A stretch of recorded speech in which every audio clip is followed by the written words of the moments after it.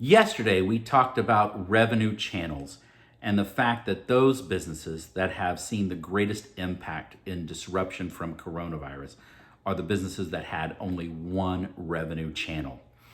For today's topic of customer touch points, it's much the same.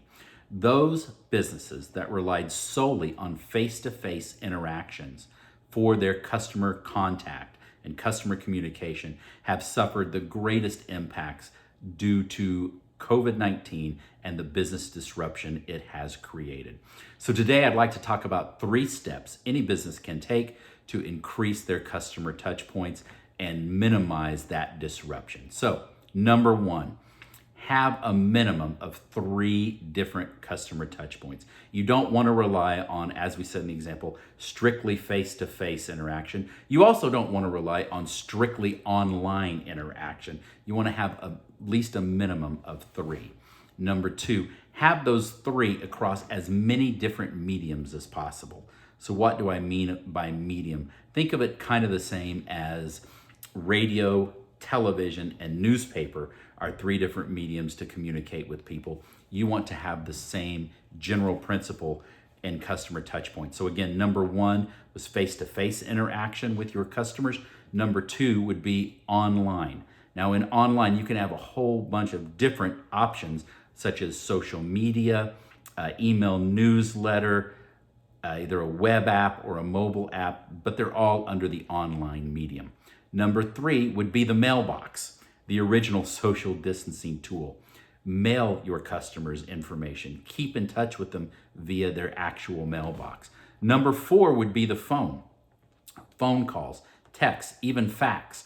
In fact, I know of a gentleman who maintained a fax list for a long time. And while that certainly sounds antiquated, the customer loyalty and customer value from that list was so great that he maintained a fax list for a long, long time, much after a lot of people had abandoned that touch point. So number 3, of course, number 1 was a minimum of 3 different touch points. Number 2 was across as many different mediums as possible.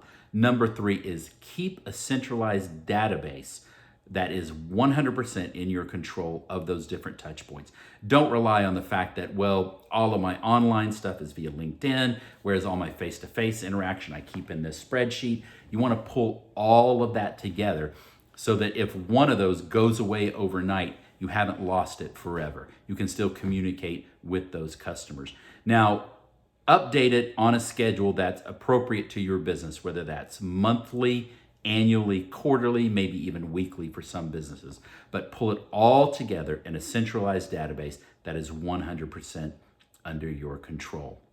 The idea here is whether you refer to them as customers, contacts, clients, patrons, members, whatever you call them, a customer is the greatest asset a business has.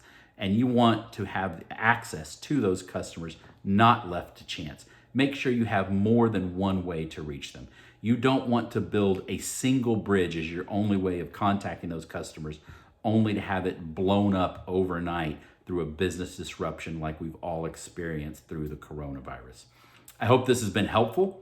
If you have a specific question to your business circumstance, you can drop it in the comments below. You can send me a direct message here, or you can contact me via my website at michaeldevers.com. Thank you.